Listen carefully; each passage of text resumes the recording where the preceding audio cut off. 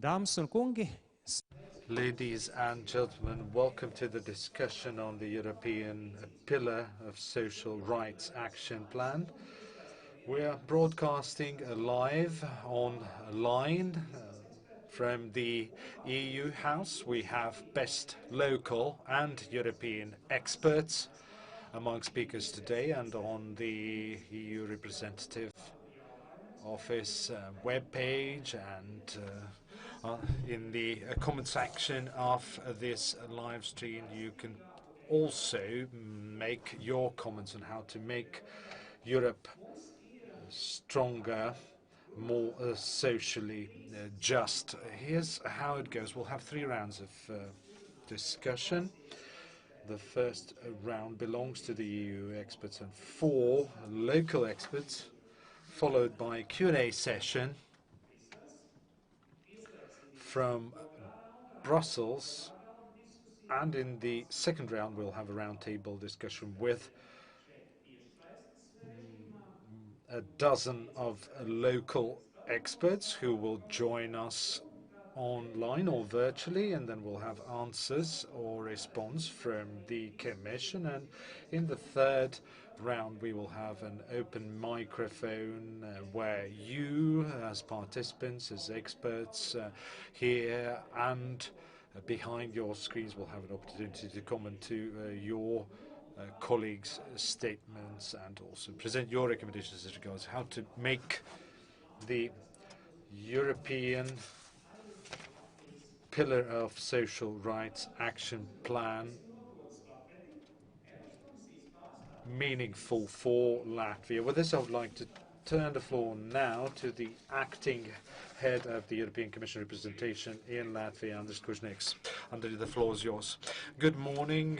Welcome to our virtual discussion. Hello, everyone who's in the room. We only have speakers here present in this room. And hello to everyone watching us online live stream. There's the saying in Latvia, bite any finger you wish, all of them will hurt. If we look at the current agenda, current social agenda, we can clearly see that most of the issues or the problems are linked to social sector, social rights and obligations of the citizen, employment, availability or access to support and services, both in social sector and a health sector, and all of these problems are very, very significant, and issues are very, very relevant and important. And of course, the whole Europe and Latvia and the world is going through a coronavirus crisis, which makes a lot of things difficult, has or had a profound impact on our economy, on our different sectors, and has forced us to rethink the capacity of social and healthcare systems. And we have brought together a number of experts to talk about the European Pillar of Social Rights Action Plan. And I think it is a ripe moment for us to come up with recommendations as regard to improve the living standards, improve the health and social care systems in our member states, and make our labour market more equal and more just, both the employers and employees. I think that we have a shared objective of making sure that Latvia contributes more significantly to the European social pillar and reaches EU average indicators when it comes to implementation of social pillar. Today's discussion will focus on 3 key principles: equal opportunities and access to the labour market, fair working conditions, social protection and inclusion. So these are the main topics of today's discussion. As far as these topics are concerned, when it comes to inequality, Latvia is among the leading, unfortunately, countries in the European Union. Unfortunately, we are the leaders when it comes to inequality, and the coronavirus crisis has, of course, even broadened the existing divide, and we have a stark difference in terms of accessibility to healthcare and education and job safety among different social groups. And, you know, the list is not exhaustive, and I could go on still. However, it is clear that cross-sectoral cooperation is absolutely necessary, and we need expert recommendations on how to better implement the social pillar. And let me mention just one example. For example, GMI, which was increased, will be increased to 109 euros in 2021. It is a step in the right direction. However, we must also make sure that the GMI corresponds to actual economic context and is regularly reviewed and allows people to cater to their basic needs without bringing them closer to the line of poverty. And this is one of the many steps that shows that Latvia is on the right track towards a more socially just environment. And this will, of course, require cooperation and joint effort. Would like to wish everyone an interesting and constructive discussion, a lot of interesting takeaways on how to make the social pillar more just and more inclusive. Thank you. More just, more equal, more inclusive Europe.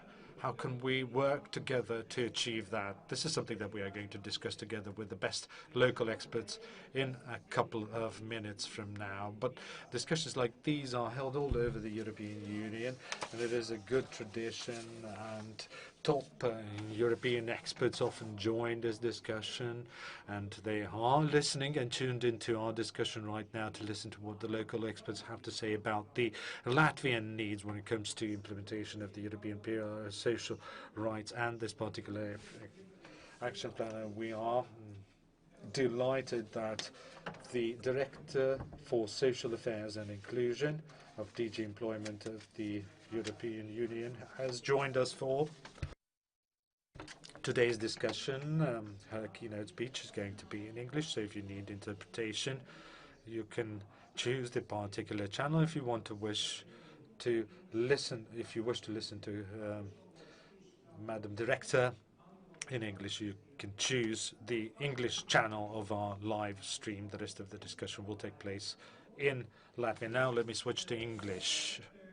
The European Commission Directorate General on Employment, Katarina Ivankovic-Knežević.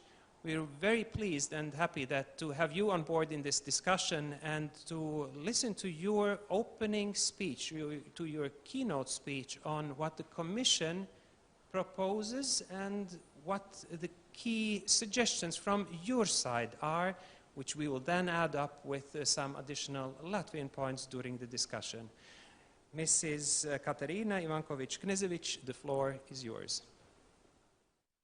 Thank you very much, Andris, and dear ladies and gentlemen, labrit, and it's a pleasure to be with you today. I had the pleasure to visit Latvia in March this year. Do you hear me well? Because we hear the echo. Yes, we do hear you. Please go ahead. Okay, good. So I had the pleasure to my last mission, and actually our last mission in DG Empol in March this year was in Riga, where I met I think many of you, and we still often remember the nice time that we had in Riga and are kind of nostalgic for our missions, because it's not only the point that we go somewhere, but you meet people, you see the local reality, you see how the member states breathe, and you bring an added value back to Brussels. So I hope that soon we will go back to normal, and this new normal will be.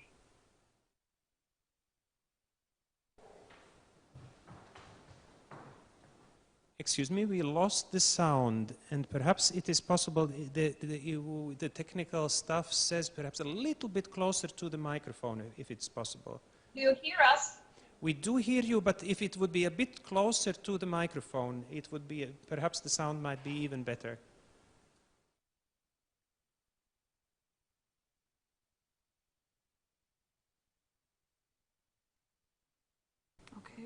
We had a fantastic sound. This is just for all colleagues following us on web stream. We had 3 sound checks this morning, and everything went perfect. Now I think the sound, we still hear you, but if it is possible to move the microphone a bit closer to you, that might increase the quality of the sound.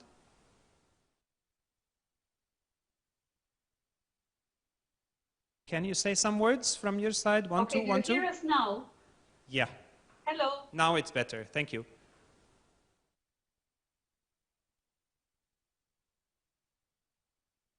Yes, but maybe we should put. Perhaps a little bit closer the microphone to you. Okay, do you hear us now? Yes, we hear you perfectly. This is good now. Thank you. Good. Go ahead. Good. I don't know what have we done because we were touching everything. So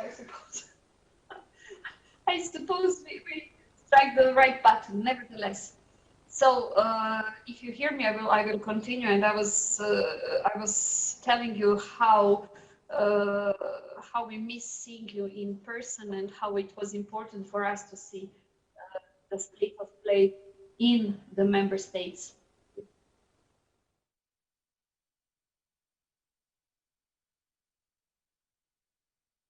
Good.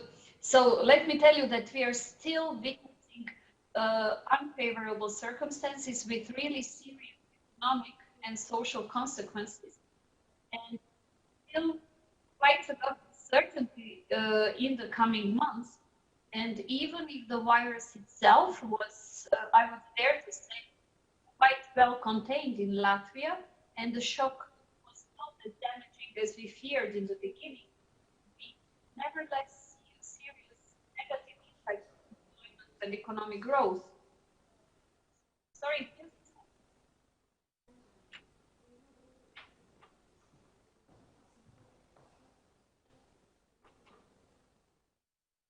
Okay, so workers in many sectors.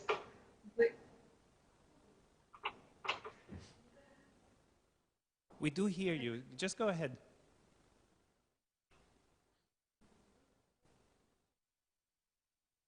We do hear you. Please, just continue. Do you hear us? Yes, we do hear you. Do you hear us? Yes. Yes, okay. So I will continue. I'm sorry for these technical problems. So we have seen as the consequence of the crisis that workers in many sectors, like lower income households, young people, children belonging to the disadvantaged groups, have been hit with the COVID-19 the hardest. We also see that the civil society organizations that are also present with us today have been witnessing the impact of the crisis from the, so to speak, the first hand. Latvia has come up with some additional support to those who otherwise would have been left on the brink of really surviving, and this support has been crucial. Times like this show that we need to have an effective social protection systems. And our first speaker was also referring to the importance of having the effective social systems in place. Moreover, we see that national actions alone are just not sufficient to recover from the crisis.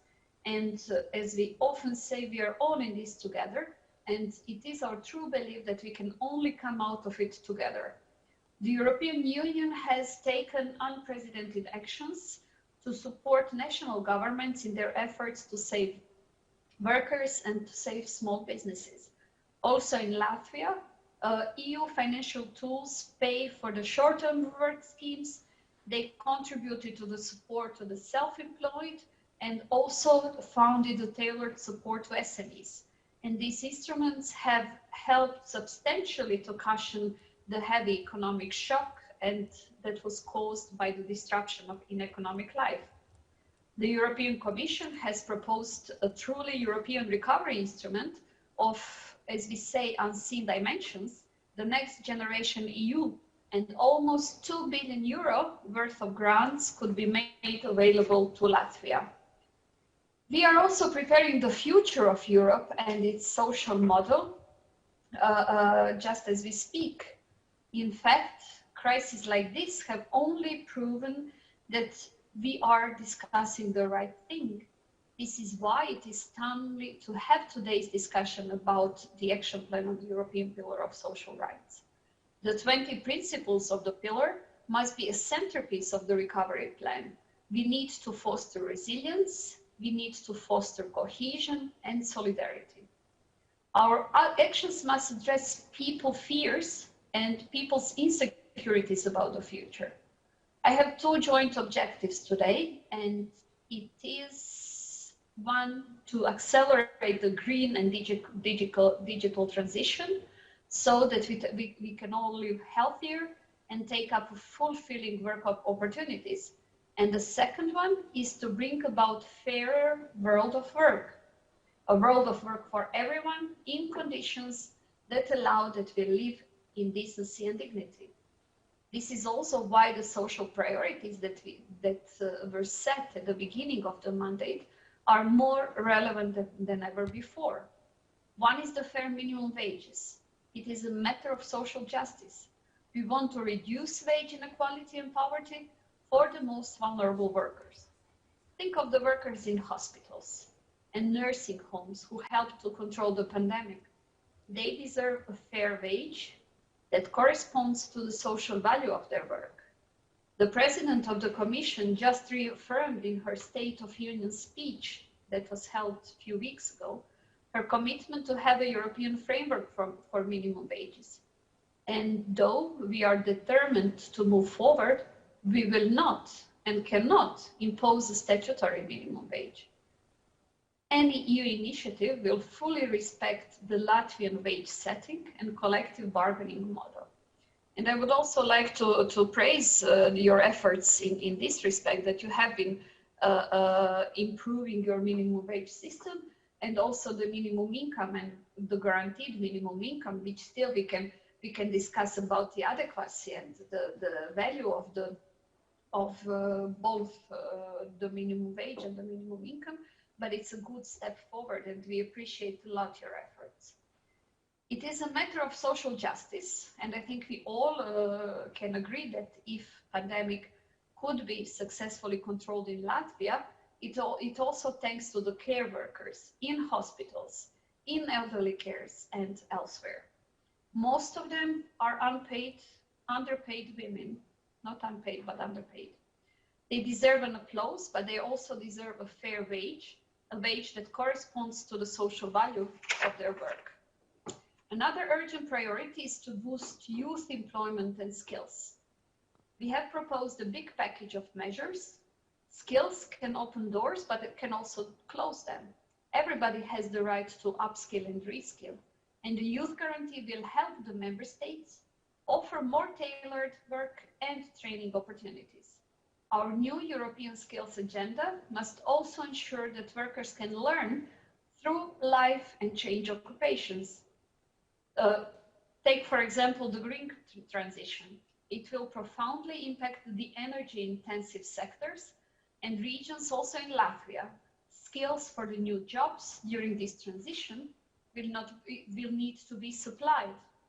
A part of the new jobs will be in the digital work. Platform workers kept working during the confinement, bringing deliveries or delivering services.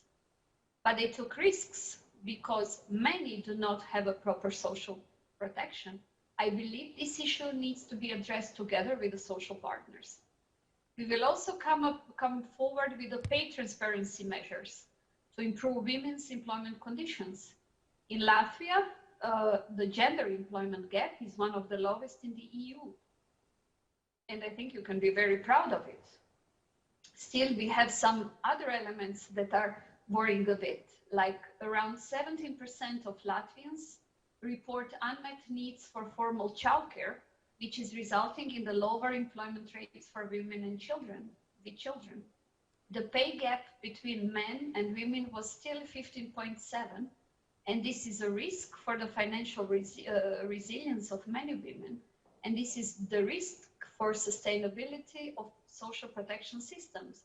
And in the end, it is a risk for gender, for pension gap. There is a risk that poverty may increase as a result of the crisis.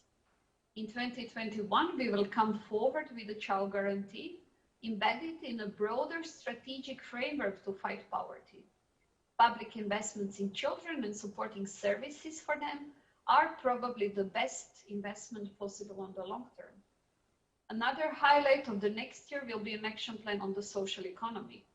Social economy has been a beacon of light in the midst of the crisis, so to say. It played a key role in providing essential services to people and also to fight poverty.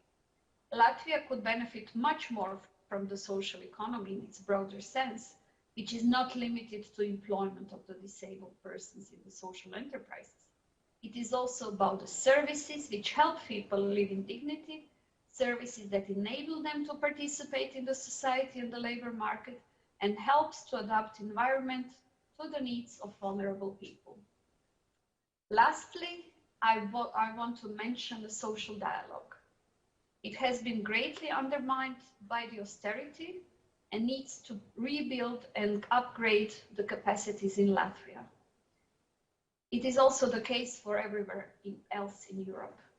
We want to contribute to this effort for the benefit of employers and workers alike. These were only some of the reflections, and I look forward to see what your priorities are. What do you think that is important for the action plan to implement the pillar of social rights? And how do you see that Latvia as a member state can contribute to the implementation of the pillar? Do you think that it is important to implement it on the various levels, at the national level, at the local and regional level? Do you also have some messages for us that we should pay particular attention to? Do you see, and how do you see the role of civil society? Should the civil society have an important role to play in the implementation of the pillar? And also, how do you see the role of social partners? So now, with this small presentation and still far away, because we did not discuss many important things, as we always say that, yes, we want to have actions for all pillar principles. So it means that also in the area that we did not have either political priorities so far, or that were envisaged in the work program and will be envisaged in the work program of the Commission in the coming year.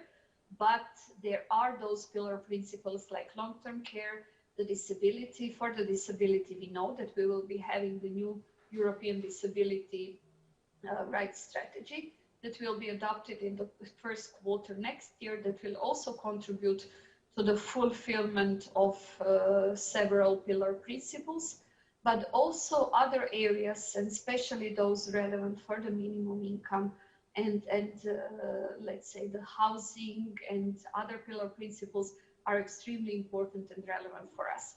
So thank you very much, and I will be now in a careful listening mode and happy to respond to all the questions that you might have. Thank you.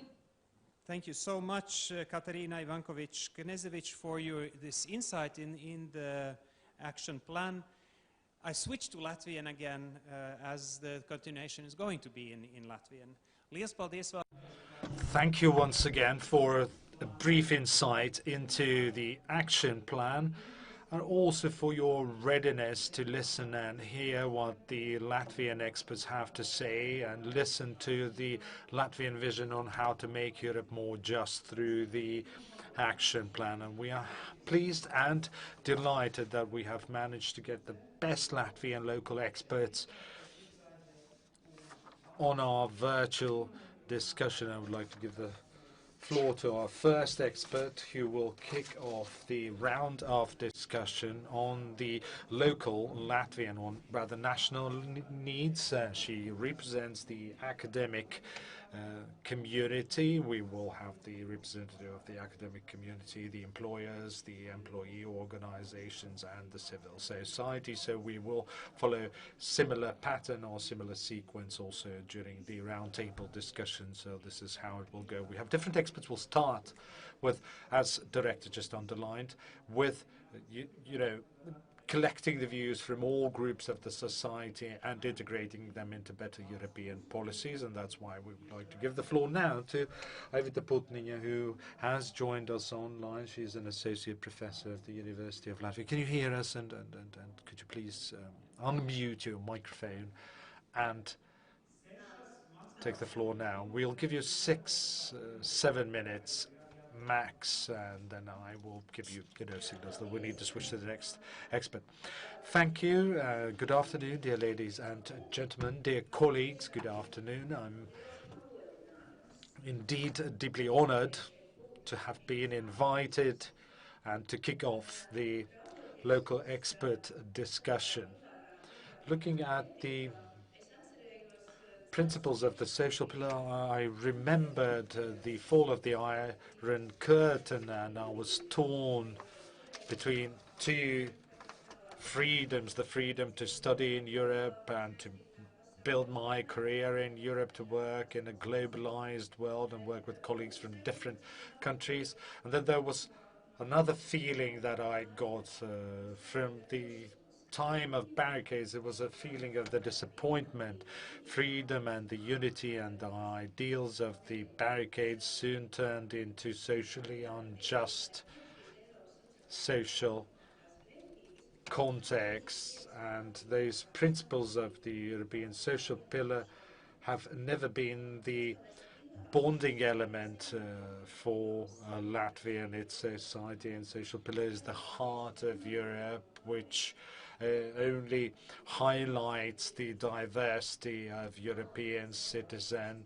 However, we must turn all of these nice statements that we agree on paper into reality. Like many Eastern European countries, we have to cover more ground to get to these social pillars, which need to be integrated in everything that we do, so that all the European citizens can enjoy the benefits of the European social pillar, and all member states have to support each other, help each other to attain the goals of the social pillar action plan. When it comes to Latvia, I as a scholar would like to particularly urge everyone to focus on children that have not been specifically somehow singled out in this social pillar, not because Latvia, like the rest of Europe, is suffering from aging and we'll need people to take care of us when we turn old, or because we don't give lower priority to needs of other social groups, but because I, as an anthropologist, am interested in how the society works on the relationship level, and our relationship with children also is a mirror reflection of our relationship with our state authorities and European authorities. And looking at what is happening in our schools today doesn't really give us much hope for more just, more equal and more inclusive society in future. That's why we should focus primarily and first of all on family, and there are measures that don't require a lot of money. For example, gender equality. For example, child care leave could be split between both parents in the spirit of the gender equality, so that this time could be equally divided, while the working time between the parents could also be equally divided, not to damage their career, and also align their care to the children's needs, and also coordinate better care together with care persons in order to create a feeling of attachment in a child. And the same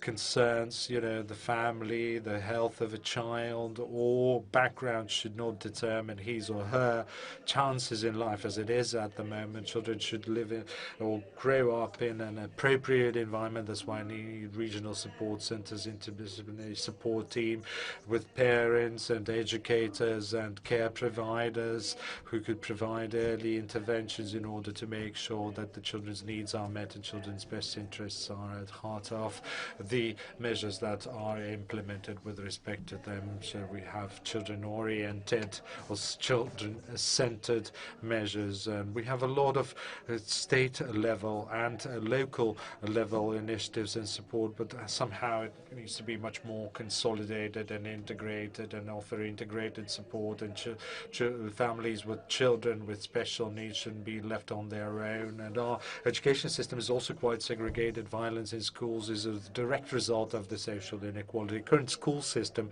does not promote social equality. According to our studies, in preschool, at a preschool age, children are much more open and much more inclusive, and similar environment should be created on all levels of the education system, and children should be encouraged to join the culture of inclusiveness and openness, and career orientation and career guidance should be provided to every child so the child would choose the right job and would be happy about their career instead of being dissatisfied about their job and career. Currently, half of the education is state funded, while the rest of the students need to work on the side, which of course hurts the learning outcomes. And this is another way how social injustice affects their future opportunities. And I know that this is only a minor part of what the social pillar provides, but I truly believe that if children grow up in a supportive environment, in an inclusive and just environment, children will be much more supportive towards each other, and will probably rethink how they treat each other, and and if we rethink how we treat each other and how we treat the environment, we'll be able to raise children that will provide the continuity to the principles of the European social pillar, and these principles will come as granted, and will no longer need any action plans to promote these principles, because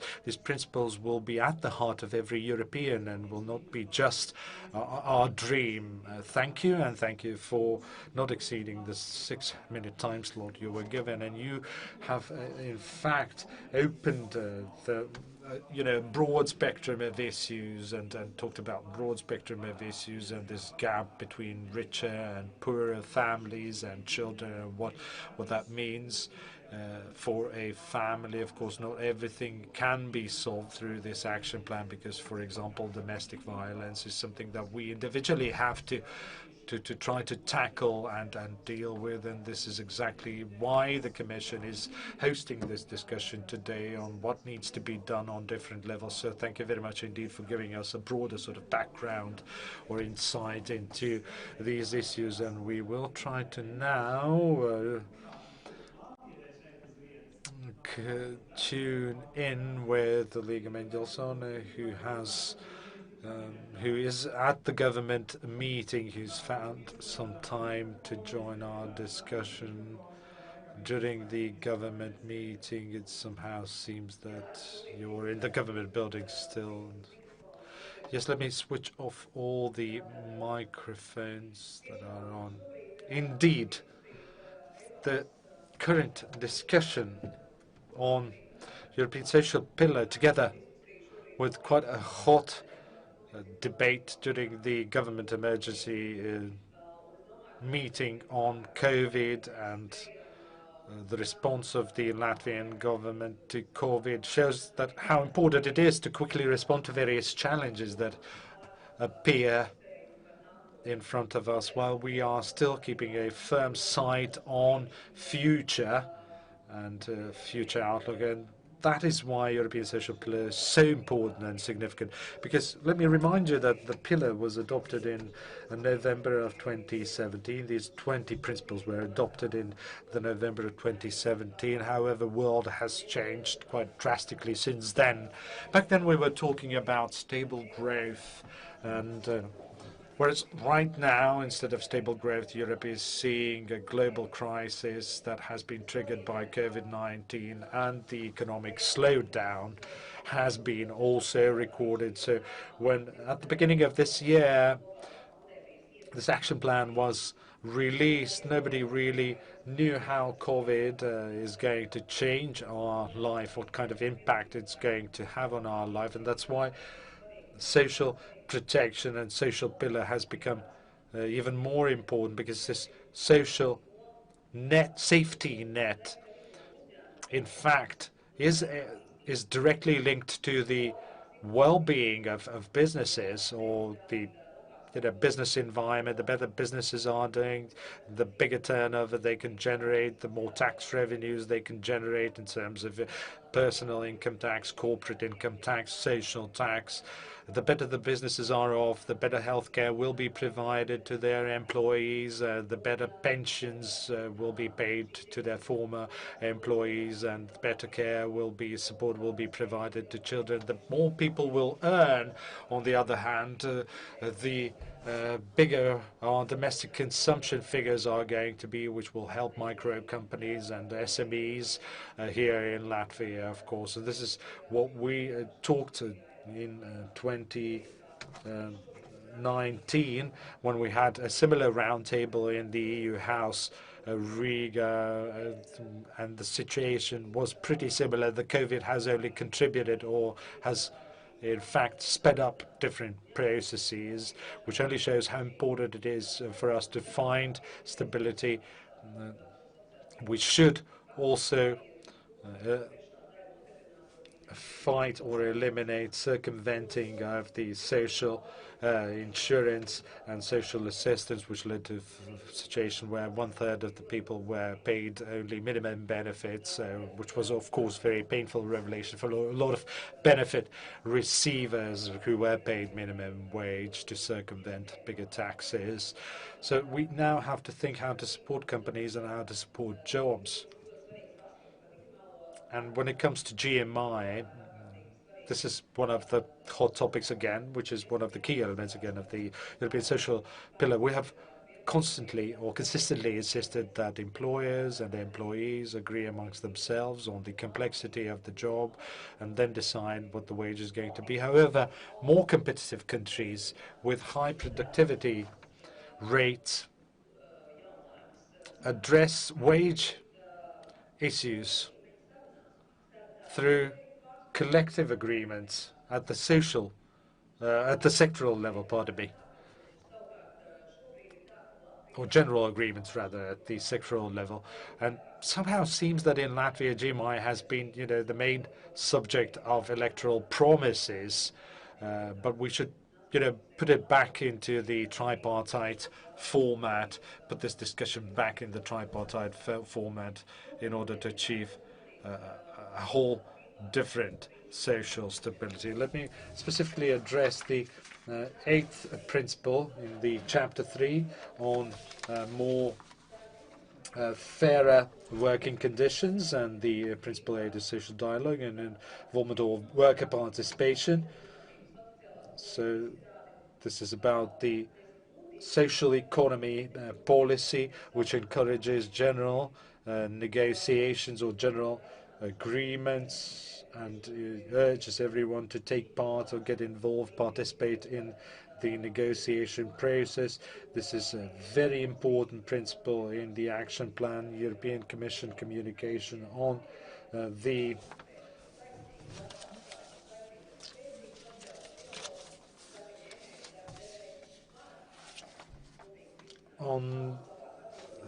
strong social Europe for just transition has in particular underlined the involvement of the employee representatives, and we need strong institutions both on the employers and employees side, strong advocacy on both sides, which is very important for achieving strong social Europe for just transition. And when it comes to employment relationship, sectoral or line associations have a great role to play, and this should be indeed one of the focuses of the action plan. As regards to the action plan, we would also like to draw your attention to the fact that different member states have different experiences and use therefore slightly different approaches.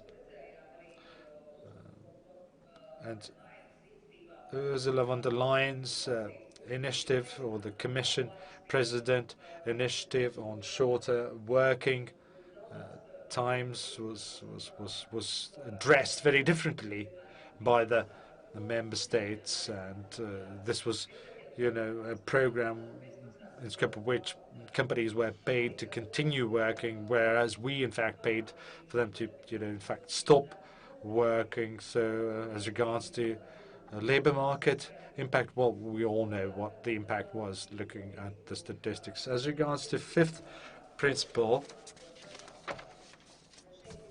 safe and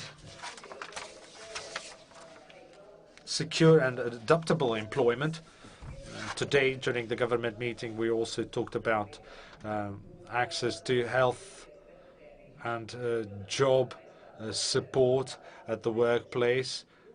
as a response to the COVID-19, and we as the employers have calculated very precisely what each sector needs to keep the jobs, to avoid the spread of the COVID-19 at a workplace, because that will, of course, damage the tax revenues. And when it comes to the economy, there's also the principle number 8, and then we have also the first principle, which is the education, training, and lifelong learning. And in conclusion, I would also like to underline that fair tax system is our main concern. Shared responsibility for taxes or solidarity. Tax solidarity is very important because employers are unable to fight this battle alone. We need to work together, and strong employer and employee organizations with broad representation are best capable to resolve these issues. Would like to thank the European movement for the initiative and for the invitation to join this very important discussion. Thank you. Well, thank you, Legal, for very, very specific proposals, really looking into action plans and also underscoring the role of social partners and participation of social partners. This is responsibility for implementation of social pillar and for social partners to work qualitatively, and they need political framework and support for them really to deal with the task convincingly. You outlined the side of the employers. We are very happy to have also the part of employees in the social dialogue represented here. And so the next speaker is Egils Baldzāns, Chairperson, Free Trade Union Confederation of Latvia. So the floor is yours. First of all, I would like to thank Liga again. She said a lot about social dialogue. And on my part, I will just supplement to what she said. It is indeed important on the level of a company and the sectoral level. And in practice, it means that regarding many issues, we, social partners, are able to agree on taking on also some commitments and responsibilities, not only rights, which makes social partners perhaps different from other organizations. And I would like to underscore that it's very important to have certain support to reinforce collective agreements and coverage of collective agreements, like we see in Northern Europe and Germany and in other countries. But at the same time, alongside the social dialogue, we have also the civic dialogue, which is also important, and other colleagues probably will speak about it. The next point is we here in Latvia have many issues that we work on regularly. We work with very good outcomes and very serious approach.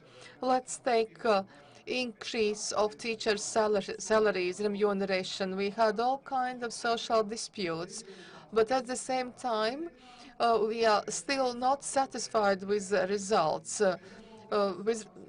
We see the same in healthcare. If we look at teachers' remuneration and compare it to increase in gross remuneration from 1916 to 20, and then compared to the average gross remuneration, it has even fallen below the average. So we really have to look very specifically to ensure prestige to teachers and also think about decreasing the workload, especially during this COVID-19 situation. We have to think about training, about lifelong education, to have the equal opportunities. On the other hand, I should also mention the fact that in healthcare we have the same situation. Although the results are good and the government is understanding, and still, if we compare Estonia and Lithuania, we still have lots to do to reach their level with respect to the level of remuneration and also providing services and also and reimbursement medicines. And here again, this is a matter of gender equality, because in these sectors, absolute majority of workers are women. So if we take a good step in these sectors, we also promote other things. For example, we are dealing with gender inequality. I would also like to underscore that this European Pillar of Social Rights is a very important tool. It helps to reinforcing social dimension in the EU, and also this action plan is very important. How could we implement it? Of course, we should begin with minimum standards, defining these. Perhaps related to housing or support for a child or employment or minimum wages. And if we look at the numbers of this year regarding the minimum wage, I understand the employer's position, but if we look at European statistical data and look at purchasing parity standard with the same prices, then we see that this year, and now we speak about in net, Lithuania, the minimum wage is by 170 euros higher, and in Estonia, 140. This means that we have taken a very good step forwards with 70 euros gross, but we still are lagging behind to make us competitive with Lithuania. And also we should take into account GDP and work productivity. And we have the European Semester Network, and this is one of the best tools where social partners, partners of cooperation, other NGOs can express their opinion according to their competence. And this network is very clearly coordinated. And this network definitely should be used as a tool for us to achieve those objectives for social dimension. So we would definitely urge to use this tool to reach better results, more successful results, and we have a number of procedures that ensure feedback to the European Commission and also civil society in Latvia and the EU. That's what we would propose. And another point, we should do everything to strengthen social dialogue. Well, during COVID period, this social dialogue has become slightly remote, which makes its quality poorer, but we should maintain it also in this remote form, and we should continue it. But we should use all opportunities for it on sectoral or national level. And parallel to it, we need the dialogue of the whole civil society, which would automatically also reinforce genuine democracy in Latvia. Thank you, Mr. Balzans. Well, associations and trade unions are the central partners for implementing all activities related to the pillar.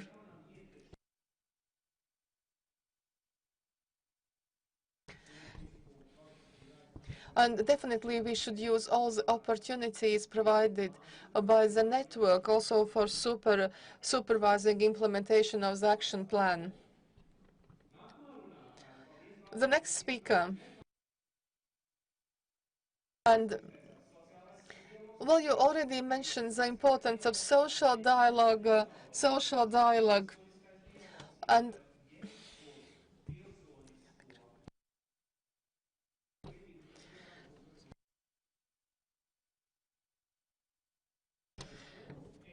so actually this includes all experts, all NGOs of civil society, and I believe we have one of the strongest organizations of the civil society. And the main speaker is Daina Pūdziņa, expert in social rights matters from Apmērons Organization of People with Disability and their Friends. So, Ms. Podzinia, what is your vision?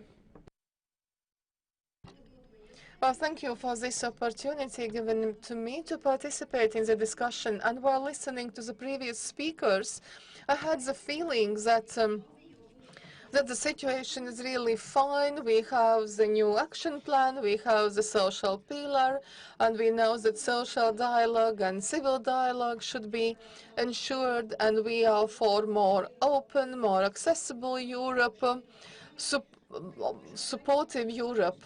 And yet, I would want to ask the question, what has happened thus far? Didn't we have these opportunities? We had these opportunities to develop this socially fair and supportive Europe. And now COVID crisis has outlined the problems. That's not true. The problems existed before, only these problems now have become more acute, and they are more difficult to deal with.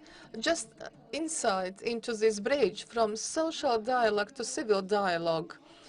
I have to represent now a very broad part of society, the so-called civil society, where apart from employers and the employees' organizations, we have also organizations in social sector linked to education, healthcare, social security, protection of human rights, and so on. As a result, if we can speak about social dialogue existing in Latvia and in the EU, but in the area of social services, apart from the Ministry of Welfare and Care institutions, there is no social dialogue. There was a study conducted. And now speaking about the next issue, which is related to one of the socially vulnerable groups. And here I would want to speak about 10% of Latvian population, and these are people with disabilities.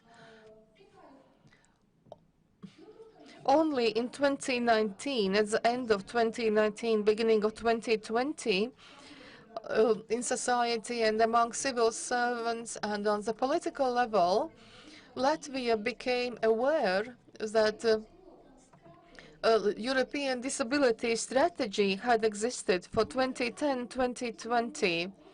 On our side, we have the proposal to look at all these documents, policies, action plans, not to lose the most important thing, the human being for whom all these actions have been set up, and especially the vulnerable person, who is usually, and I will ask the partners to pardon me, but these organizations, employers and employees organizations, forget about them.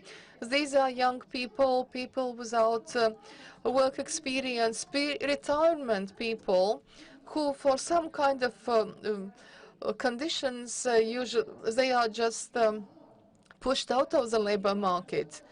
And so what are the consequences? But we have to speak about social security.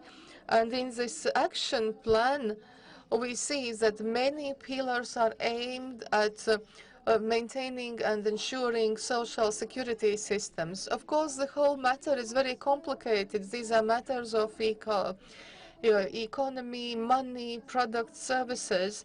But the final recipient is the person, the human being. And sometimes the person gets lost in this whole process. And I'm not surprised that we have so many NGOs which are perhaps not providing services, but they keep supervising and monitoring the sector. And we believe that in the action plan, it would be important not to lose a certain tie, link with, and financial support for the NGO sector. I wouldn't. Perhaps this would not be the involved partner as employers and employees, but an observer, and they at some point might indicate this is the main problem here, but this is what we should pay attention to. Thank you. these groups which are not that privileged. Indeed, the social pillar is intended for these people, and your critical voice was very important in this case. Sometimes these people, these persons who do not have the strongest lobby in Latvia or representative associations, this should not lead to the result that people are not heard. Perhaps the responsibility is even more so lies with the decision makers and should be also put into the action plan to have people who are representing the needs and the interests of the most vulnerable people and would be able to translate this on the national and EU level language and decisions. And definitely civil society needs support for engaging in this work.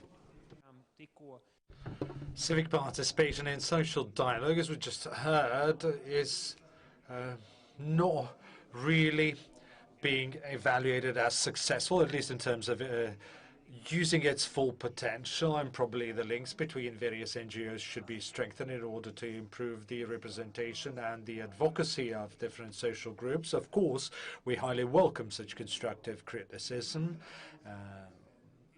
And this concludes the first round of expert addresses. So we will now pass the baton to Brussels for immediate reaction to the views that you heard. Is there anything that you don't agree, or is there anything that you have also considered yourself and have already integrated into your document? So we'll give you an opportunity now for the first round of answers or the comments. Madam Director, please, the floor is yours. The floor is yours. Yes, For first round of remarks. There will be possibilities, of course, later on as well. Mm-hmm. Thank you very much. Yes, I was very carefully listening and noting down what our dear colleagues were discussing, and I think you have raised some very important issues. I have to say I liked a lot the first remark about finding stability.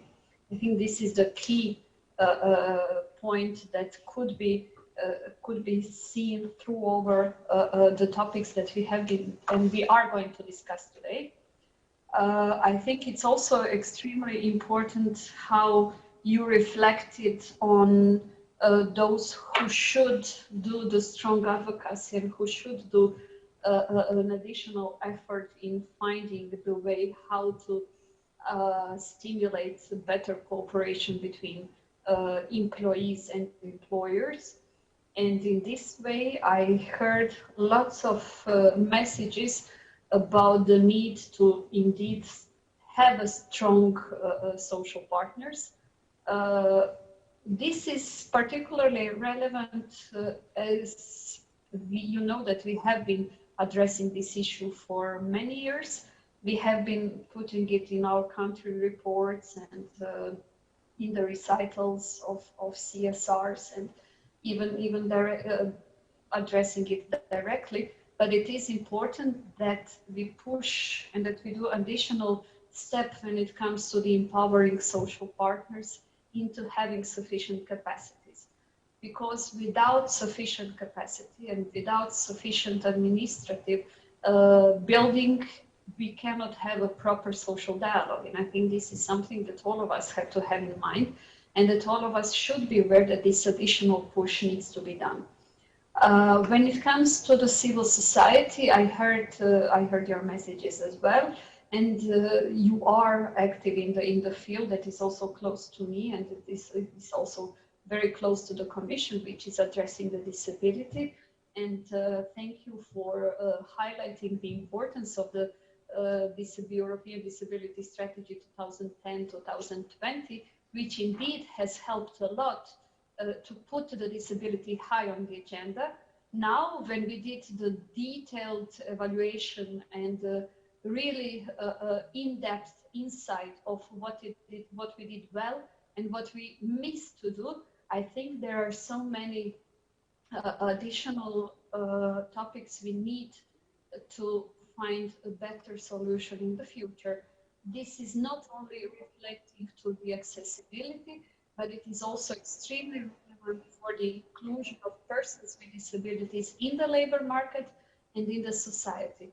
And when you look at the evaluation, you will see that the majority of people with disability thinks that their employment opportunities are not the same as those without disabilities.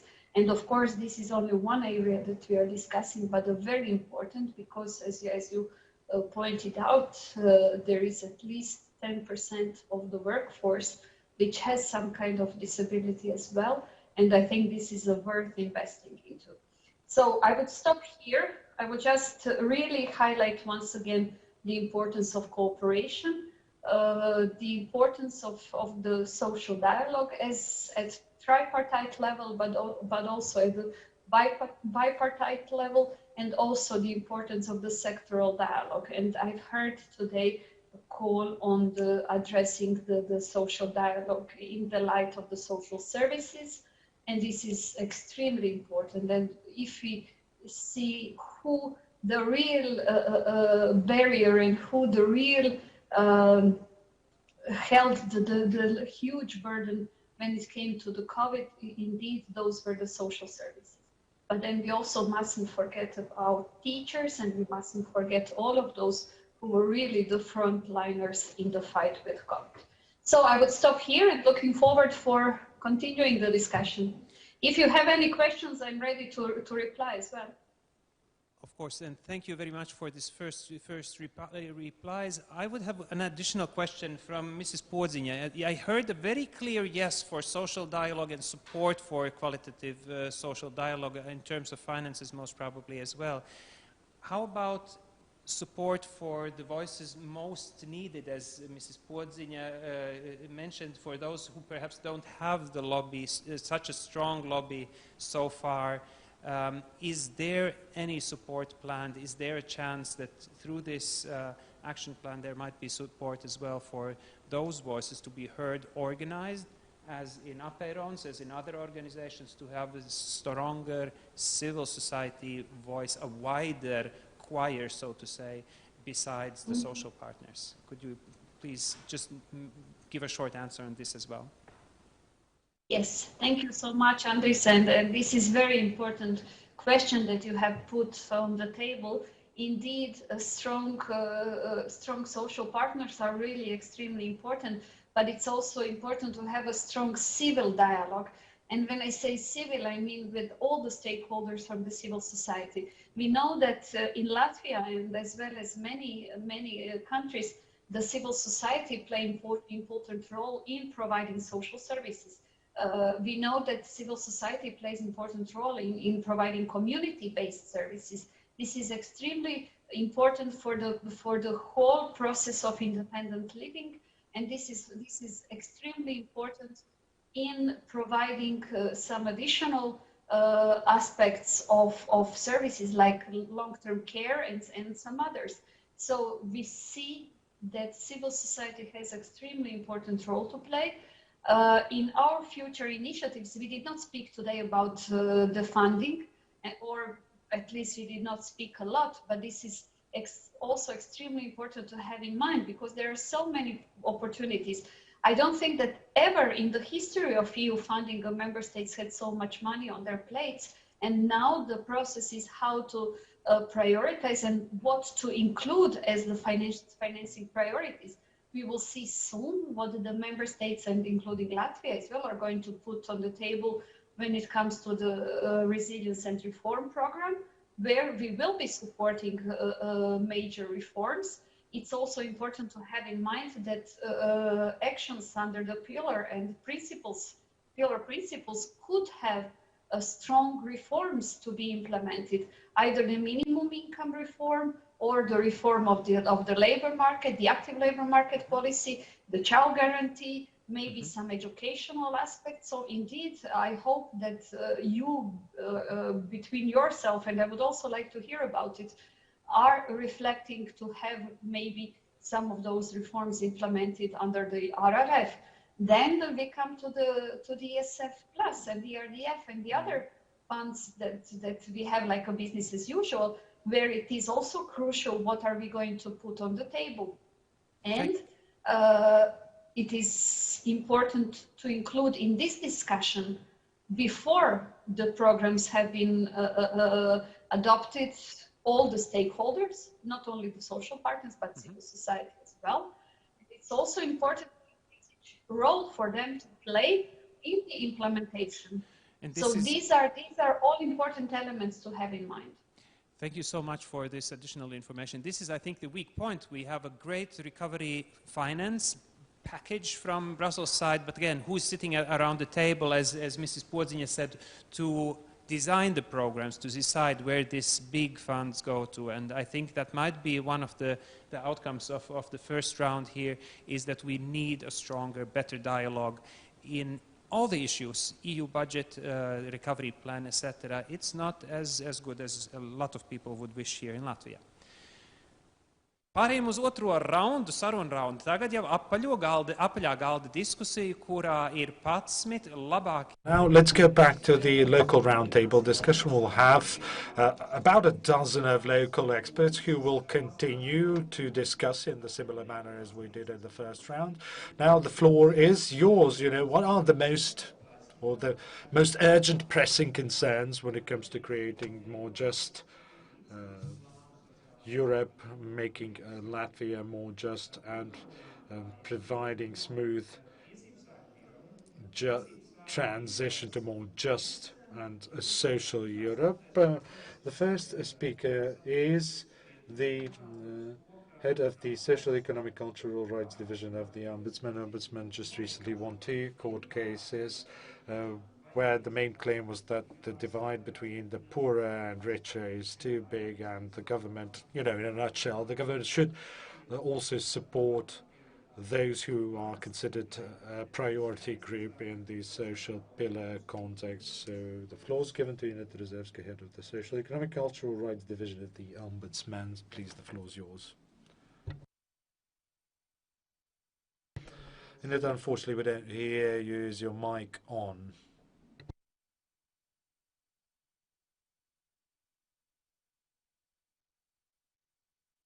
Unfortunately, we can't hear you. Is your cord plugged in? Because when we tested the sound a while ago, it was all good, but now probably something's off. Maybe you could just, you know, switch on, switch off, or mute and unmute your microphone, because sometimes that's the problem. Yes, now we can hear you. So what do you think? You have, you know, a very broad perspective based on complaints and claims as regards to what this pillar should provide. Well, thank you for having me, first of all. I'm very happy to speak on behalf of the civil society, which allows me to also add a bit more negative critique. Looking at the social rights pillar, for us, it is another very good document which speaks nicely about the principles, values, and the desirable future that we should strive for. But UN Pact on Social and Economic Rights is very similar. European Social Hearts updated, EU Social Rights Charter, updated charter, is also a very nice document. There are a lot of nice documents. However, there are very few efficient tools for the implementation of these documents or for exercising of these rights. Dialogue is, of course, a wonderful thing. I fully agree with everyone who said that we need it, but quite often this dialogue leads nowhere, really. There are bold slogans or big statements and big gestures made, but there is nothing at the end that you could use, you know, when negotiating with Parliament, when negotiating with government, for possible improvements. As regards to specific tools that this action plan should provide, well, what we think that there should be some sort of minimum standards, minimum indicators or minimum targets for member states that could be binding and these indicators should be measurable as well as regards to how this tool should work. Well, we support the carrot approach. We should support it with different EU funds and different other incentives. There are different incentives that we could use. As regards to the main problems from the ombudsman perspective, there are a lot of problems, but if I have to choose a front runner, then I would say inclusive labour market for people with disabilities. That is one of the main problems in Latvia, one of the main challenges domestically in Latvia. Although State Employment Agency has different support programs targeting this issue, unfortunately they are not efficient, and integration of the people with disabilities on the labour market is rather sluggish in practice. We would also expect clearer guidelines from the European Union regarding the minimum wage standard. We know that in Latvia, minimum wage is insufficient to live a decent life, and the minimum income is a similar story. It has taken us quite a while for the government to finally start discussing the guaranteed minimum support and minimum benefits. And Ministry of Welfare, which is the line ministry responsible for that, has provided quite a solid document, quite well justified roadmap for reaching the guaranteed minimum income. But during these negotiations, Ministry of Finance, for example, can use its veto rights, and no redistribution of the monies is possible. And instead of calculating or reviewing this general minimum income, we should set a fixed amount. So these negotiations are very tough at the moment. How to make sure that social partners are heard by the Parliament and the government, how to make sure that the government and Parliament follows international standards. Well, that is a difficult goal to achieve, because there are no sort of means of influence, and the government is basically trying to dodge the review of the model and trying to dodge any improvements in the model. So I'm very skeptical about this. We have nice documents, everything looks nice on paper, but we have to make sure that these tools are really efficient and we can gradually make progress and achieve real change, measurable or palpable change, if you will. Mr. Balzans mentioned the European semester cycle is one of the tools, and we also think that this is one of the best tools for that when it comes to the implementation of the action plan. Thank you. And Latvia is one of those member states who listens to European Commission's recommendations, especially European semester. This tool functions quite well. So supervision as the weak point, and the what is needed: indicators, measurements, standards, how to measure the objectives, not to have not only noble aims but also those indicators and measurements. And indeed, sometimes we need a court's ruling, which is quite sad. In order to abide by the legal provisions. The next speaker. Now, for this roundtable discussion, we give 3 to 4 minutes only. Andris Bērziņš, Director, Latvian Samaritan Association.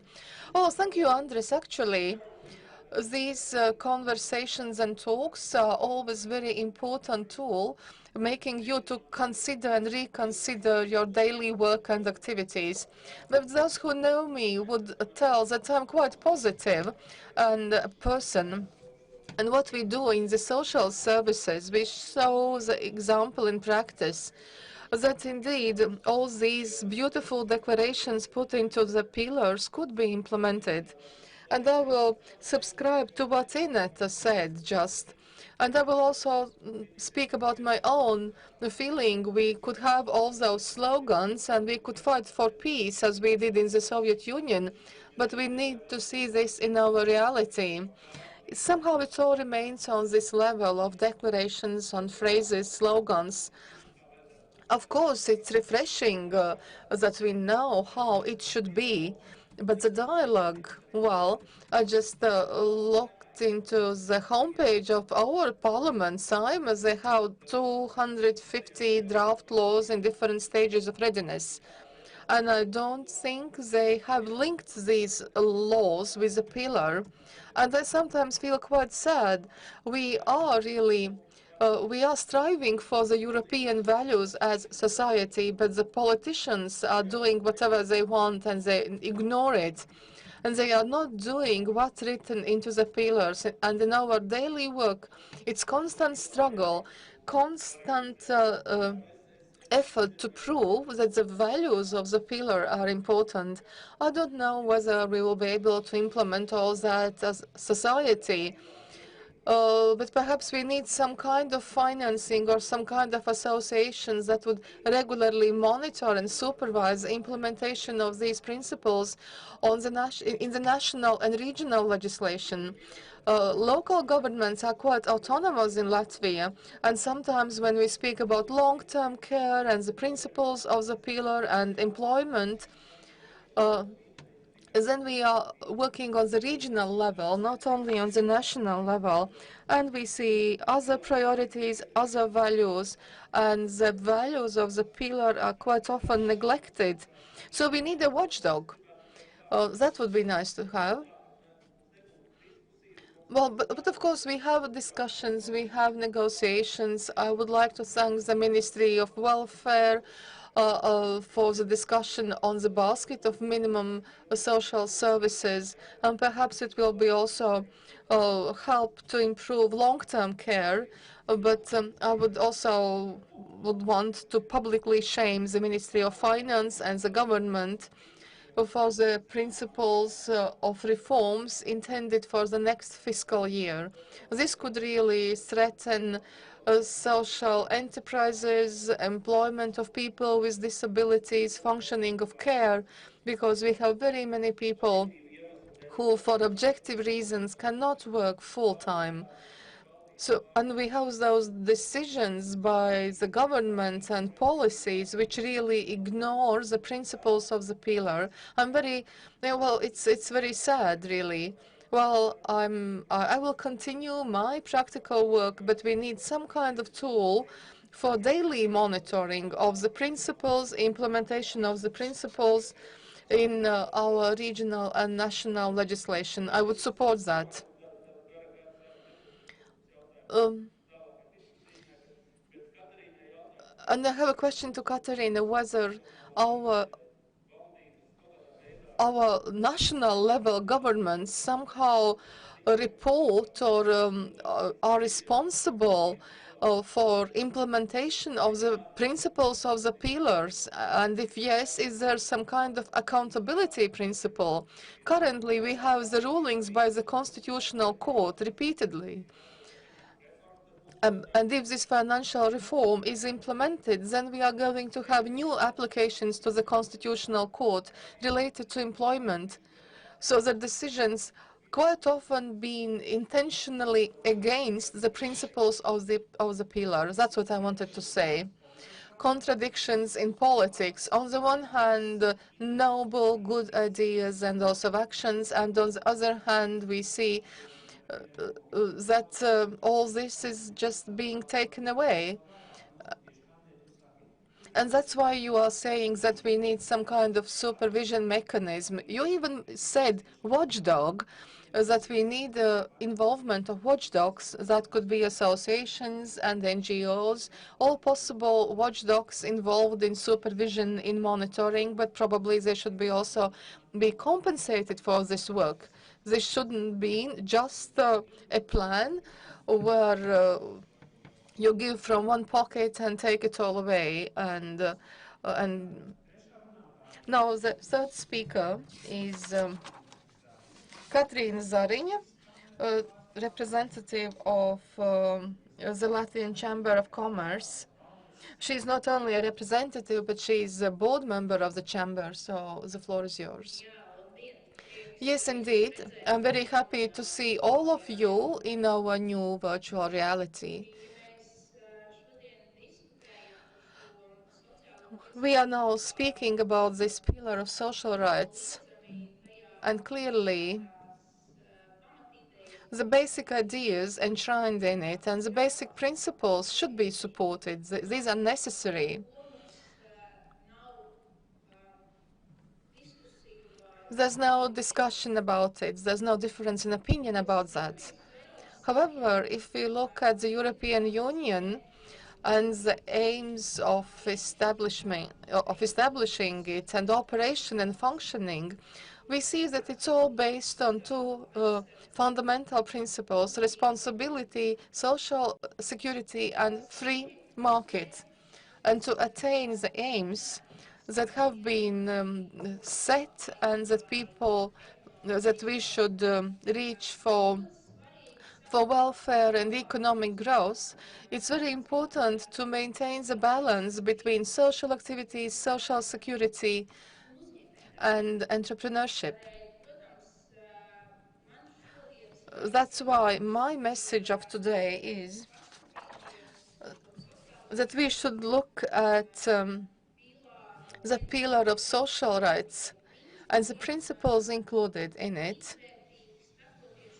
At the same time, also looking at the preconditions for business activities. Unless we have favorable business environment where the companies can grow and develop and create and retain jobs, then we will have problems in providing the system of social security, which is equally important. The chamber is a member of the Chamber of European Union of European Trade and Commerce Chambers. And actually, this organization also developed proposals, what was necessary for business activities to develop. And one of the most important precondition for this, if we look at it from the vantage point of Europe, this is successfully functioning internal market. The other equally important aspect is external trade and successful trade in external markets. And to implement this and to make all this possible, we need a labor force which is sufficiently motivated and well educated and qualified to reach these aims. Companies need also financing and also reasonable and proportional administrative regulation that allows them to grow and to employ people and to pay taxes. And another important factor, which is sometimes forgotten,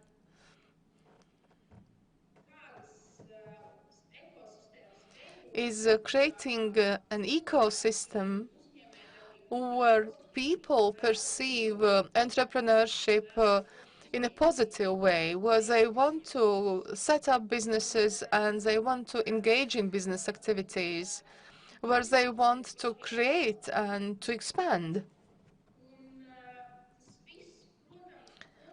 And all this, of course, is needed for the companies to grow and to develop. But another factor which is also important and which I would want to emphasize is that companies are quite often seen only as entities creating jobs and taxpayers, but the role is much broader. They are also educators. Companies are also creators of new ideas, new processes. They create innovations. What should happen to allow companies to perform this function of educators better? Also, the European Commission quite often mentions better link with between companies and learners. Just very briefly, what should happen to make this possible? The companies that are members of the chamber and others. Well, we have achieved quite a lot, I believe, in Latvia, by putting into the law on vocational education the need to set up conventions where employers, employees, and regional managers meet and debate and reach the solutions that are needed and the skills and the knowledge that are needed at that particular moment. And of course, the ability of the system of education to respond flexibly to events and to changes in labor market. And here, this administrative regulation is important. It should not be excessive. I do apologize, I'm interrupting you, because but I understand that we are speaking about national level regulation, but also support, European level support to really provide better lifelong education. And the employers, the chamber also would be ready to assume this role of educator. I do apologize for cutting you short, but I will try to keep you to the time. So after 3 minutes, I will try to also remind you that your time is about to run out. Inga Vanaga, she's at the Parliament at the moment, so she's tuning in to our discussion from the Parliament. Crisis is on everybody's lips these days, and how to recover from it, how to mitigate its negative consequences. Inga represents the Latvian Trade Union of Education Science Employers. She's the president of the trade union. Are you ready to take the floor? Do you need 2 or 3 minutes, to still recover from your parliamentary debate? Well, nevertheless, thank you very much for inviting me and for asking me to present my perspective. Indeed, Anna Greenfalder also told me about this discussion, and she told about the issues of general concern.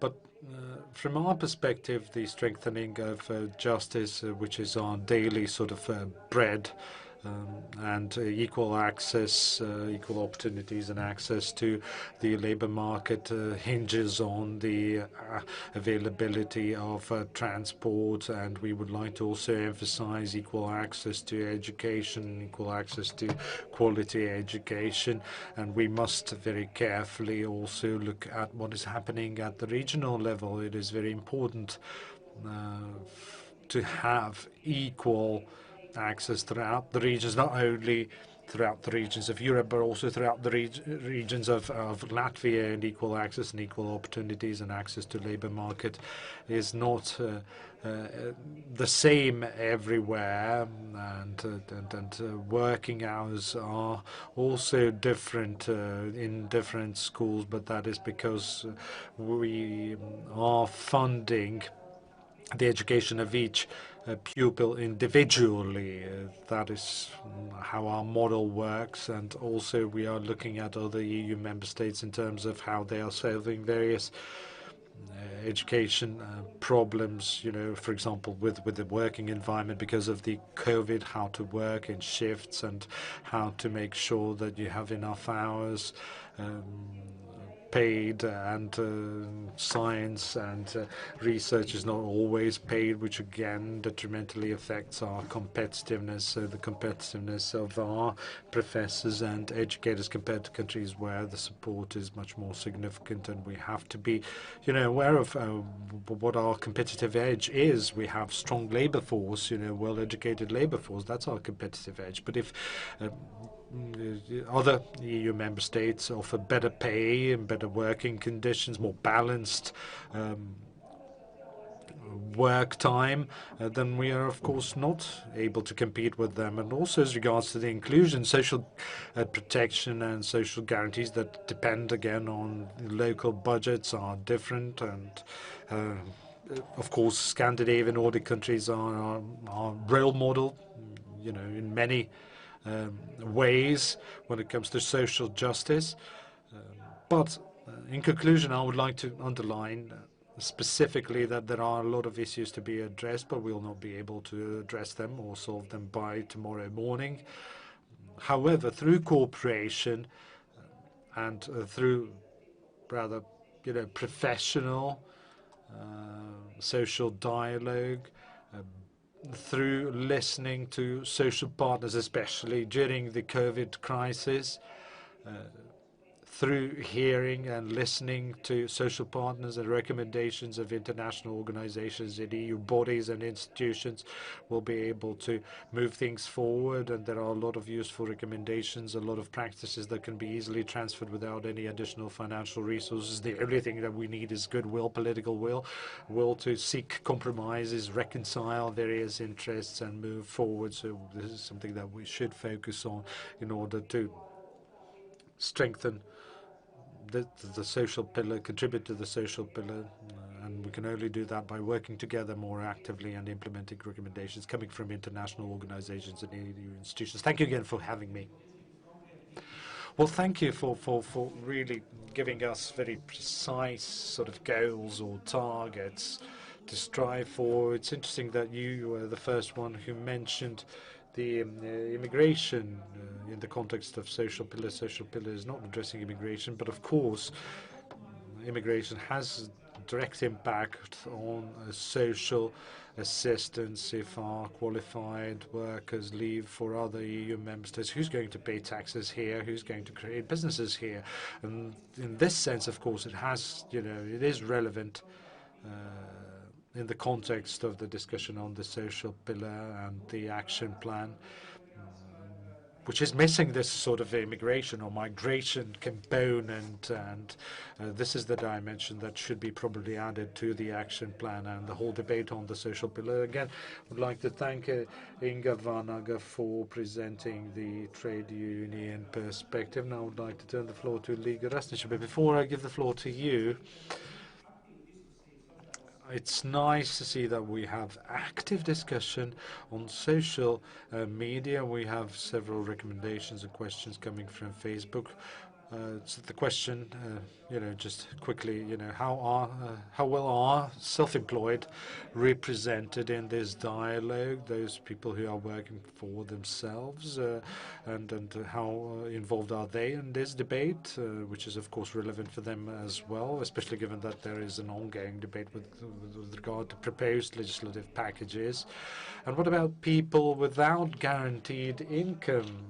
You know, how's Europe dealing with this problem with basic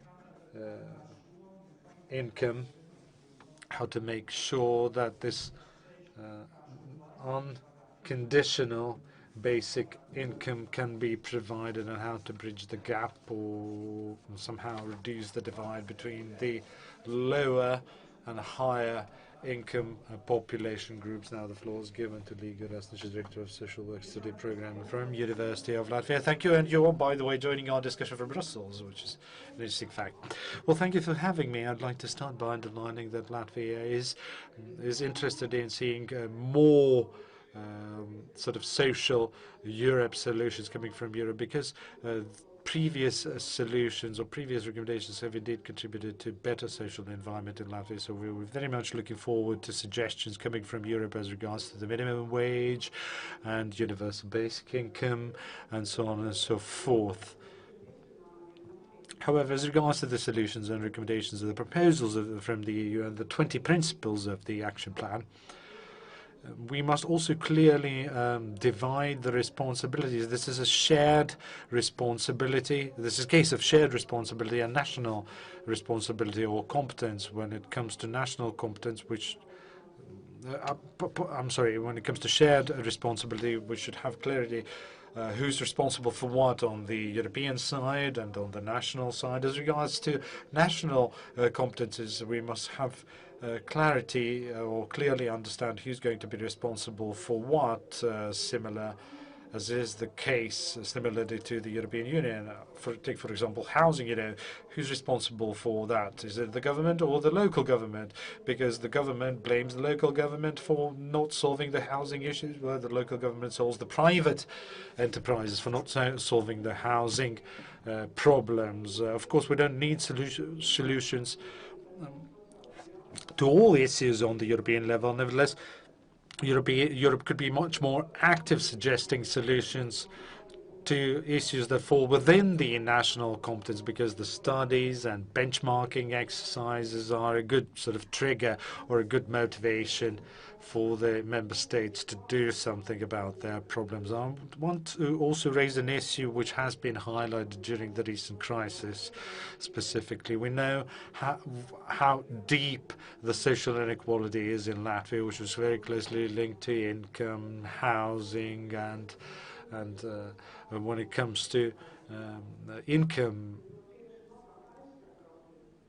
the digital divide has decreased during or increased rather, during the crisis, because those vulnerable groups of the society, they are very much dependent on the mobile phone and the mobile phone subscription, and unfortunately those who cannot afford the subscription are unreachable for their social workers because or during the COVID, because they are left without any money. So the recovery funding, resilience and recovery funding or facility funding should also be invested in reducing the digital divide, and should not be limited only to broadband access connection at the local level, but to make sure that the support really reaches people on the ground. And you have 30 seconds to go. Yes, this is my last point. In fact, when it comes to project assessment or project appraisal, project application appraisal, EU and Latvia is looking for sustainability, economic sustainability, environmental sustainability, and these should be the criteria when appraising the large-scale European structural funds projects. Well, digital divide is very important. We heard that in the Commission speeches as well, how important, digital agenda or that digital agenda should go hand in hand with the social agenda, and it is not enough to have the broadband connection. You need, a broader support program to bridge this or reduce this digital divide, which has unfortunately increased during the COVID-19 crisis instead of decreasing. As next, I would like to give the floor to Madara Ulan, the Director of the Social Entrepreneurship Association of Latvia. So, Director of Social Affairs and Inclusion, Director General addressed the social entrepreneurship issue. So, what are you feeling right now? Well, social entrepreneurs will definitely be one of the stakeholders who will be deeply implemented and deeply involved in implementing the social pillar principles in life. And I fully agree with my colleagues that in order to turn these principles into reality, we need specific tools for member states for turning these principles into a reality. And I would like to, in the context of this action plan, focus on two important measures that could incentivize social entrepreneurs even further to get more involved in implementing the social pillar.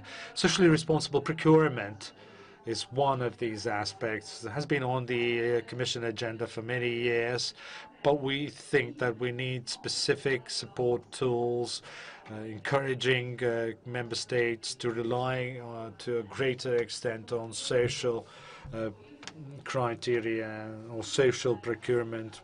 Social procurement could be used as a strategic tool to create to add more social value. Latvia has made the first baby steps towards social procurement.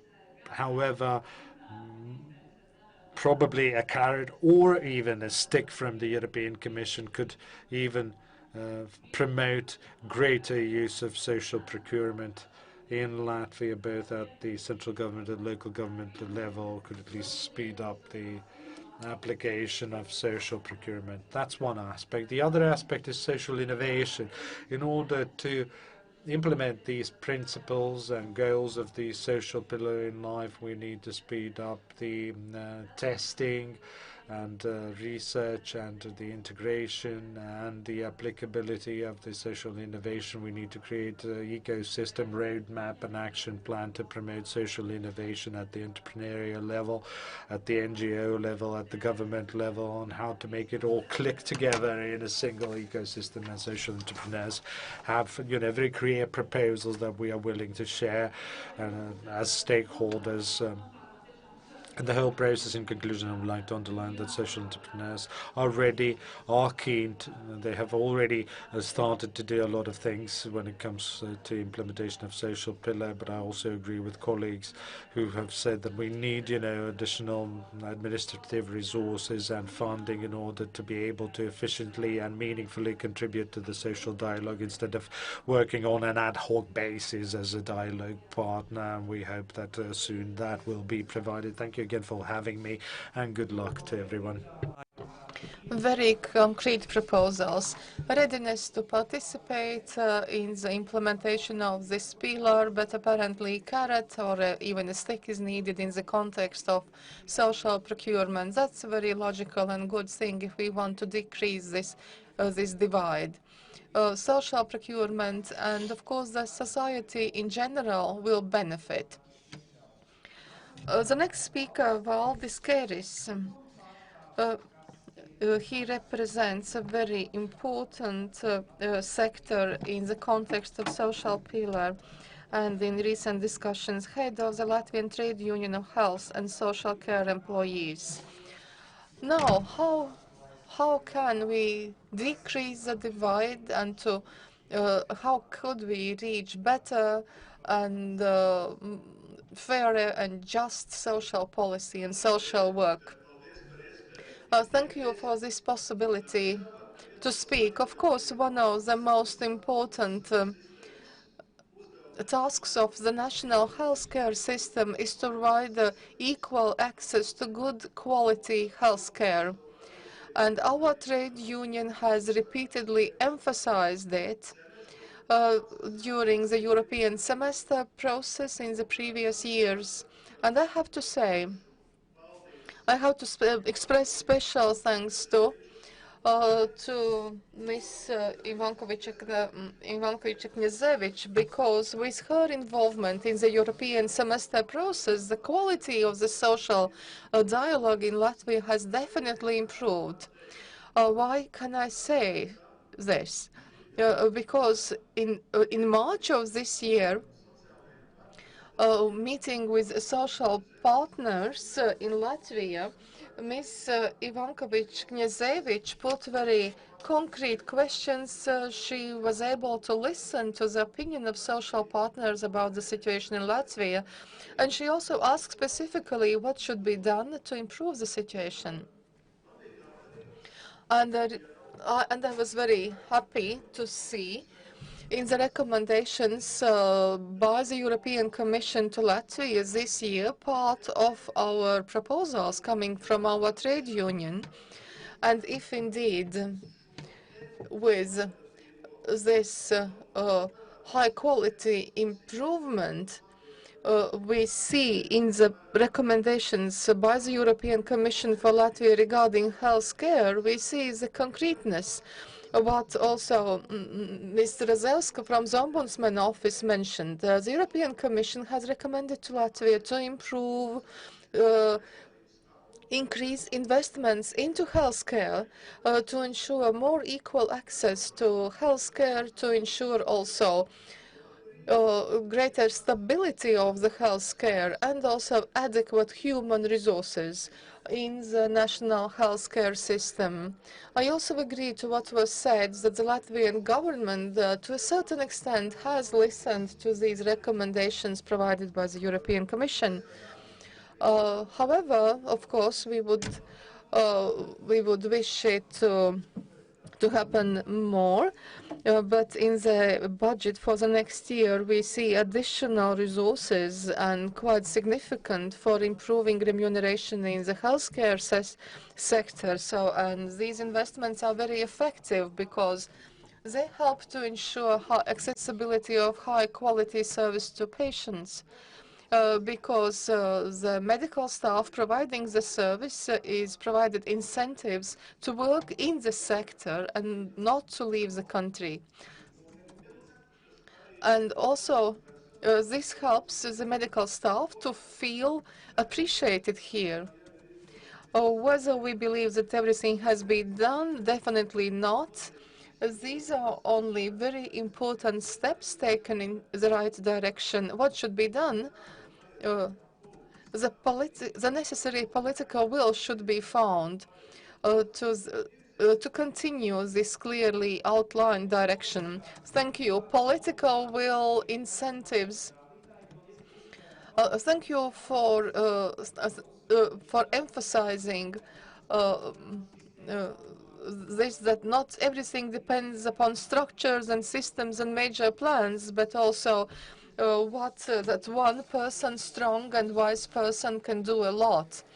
And we are very happy to talk to this with this person in Brussels, and that she hears us, and that many proposals are integrated into action plans.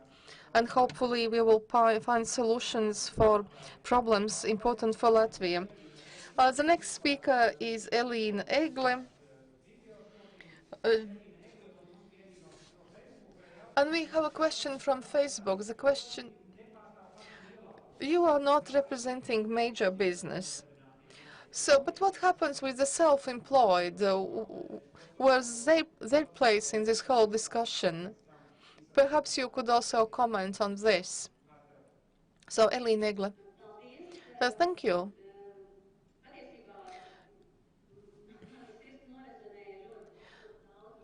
Actually, I really wanted to respond to many things said by the previous speakers.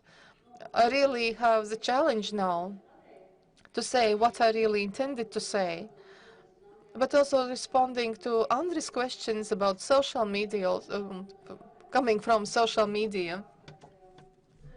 Definitely, small businesses and self-employed persons are not involved in the social dialogue. It's very sad because 70% of all employed in the economy are outside the formal procedure of consultations. And today, speaking about the future development in implementing social pillar, we heard several terms and concepts. Involved parties, interested parties, stakeholders. My position is the following. To move towards implementation of social pillar, we should talk to those parties which have impact, who influence life and who work with vulnerable social groups, Samaritanians or Apeirons, disability NGO, because we can participate and become involved in many issues. We might have selfish interests to support or not to support, but we really should speak to these stakeholders, and we really lack it. So we have to speak to those persons who do this work, but also those who monitor and plan. Politicians today are in the parliament, also the leading civil servants and representatives of the executive power are at the cabinet. And I don't think that when they decide on matters, they really look whether what they decide really complies with the social pillar. And also, if we look at the barometer of craft companies and small and medium companies, we see this social divide keeps expanding from between the north and the south of Europe. But if we look at Latvia, our problem is that we have very large divide or fragmentation according to the regional and sectoral principle. What I meant by this, for example, now deciding on future investments, also for economic recovery, we see that the construction sector will just explode. We will see construction boom. We see disproportional investment into IT sector and digitalization, which will develop nevertheless. It will just keep developing. We lack balance. And we should think about it. And we don't see it. And that's why my request would be, when Latvia prepares this recovery plan, and perhaps the European Commission will look at it from the vantage point of social pillar, where the compliance is there.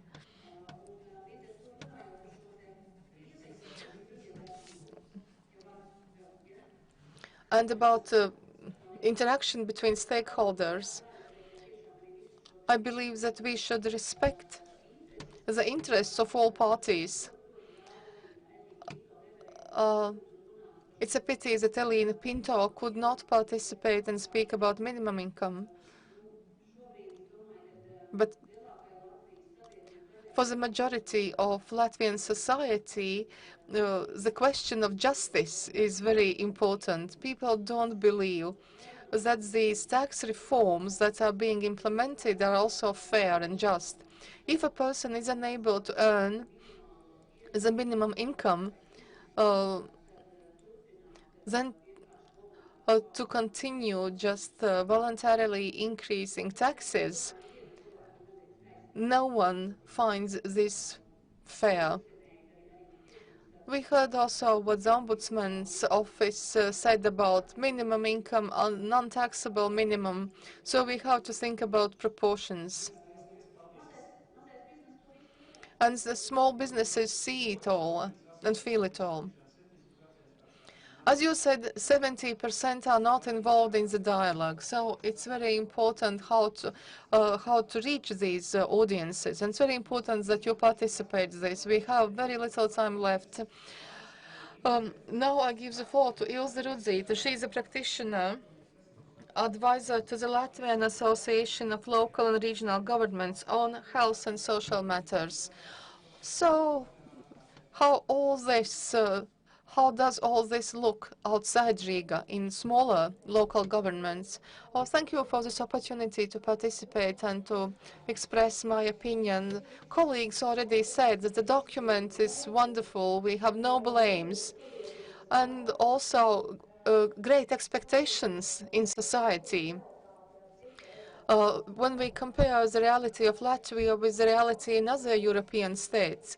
However, for Latvia also, this regional inequality is typical, and we have seen it very strikingly. And if we look at the budget for the next year, when the revenue of the local governments, this part is being decreased, then the local governments of Latgale suffer the most. And I feel concerned whether we will be able to ensure to our inhabitants social services and social assistance. Development of social services for many groups has been a challenge, constant challenge, starting from 2009. It dates back to the previous crisis. It's a challenge to develop services, especially to groups that are subject to inequality, and also to persons with disability and seniors and families with children. And this should be emphasized. Ms. Putniņa said at the very beginning that we need to develop services for families with children. And here we also speak about early prevention, to see as soon as possible problems in families and support the family. We should not be fighting with the consequences, and we have been talking about this for several years. We do not have enough services. We fail to identify problems. We fail to identify cases of violence. However, to provide services, we need specialists. So we have to think about providing incentives for the specialists, involvement of specialists. And I see a great role of social dialogue in all this. Without dialogue between the involved parties, we won't be able to achieve major improvements. What people really need in the Latvian reality is lack of housing that would fit human dignity. And these are many groups, young people who have been out of family care, young families, and also seniors who need special service apartments. And I also believe that when we speak about resources and about possibilities of involvement, the NGOs have noted in connection with prevalence of violence in Latvia, we lack credible, real data, but it doesn't pertain only to violence. We lack data in many sectors. We need comparable data. We need data that can be interpreted in interconnection. So then we would be able to identify our needs and also measure the results, whether we have achieved anything. Thank you. That was all I really wanted to say. Thank you. Thank you very much. Three very specific kinds of support: supporting housing, supporting assistance, supporting housing for the disabled and retired, and data, an issue that you are the first to mention. Let's go on with the next speakers, Laila Balga and Egils Rupeks.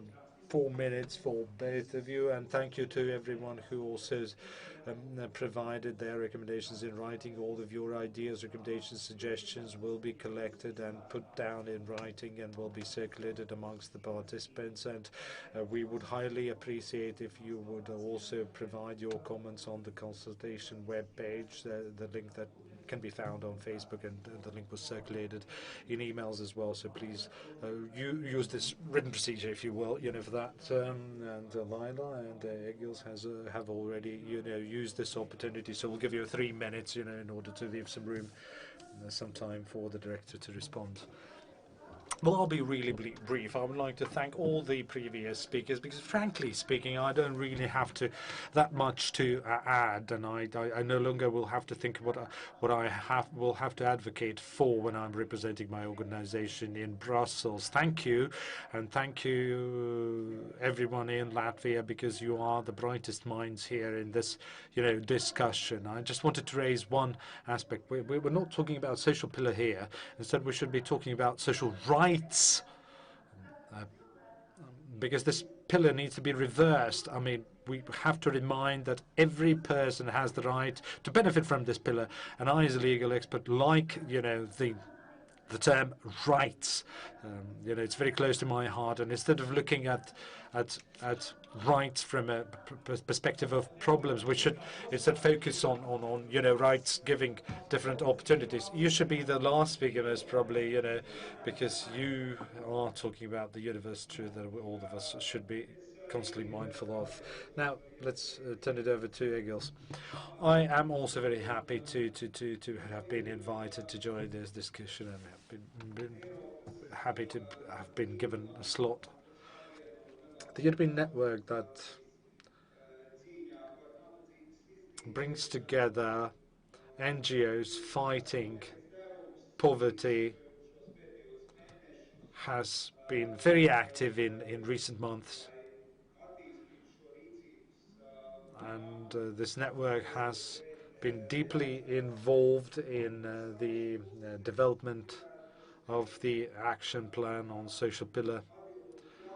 Action plan. I just wanted to add, when it comes to main flaws or main shortcomings or deficits,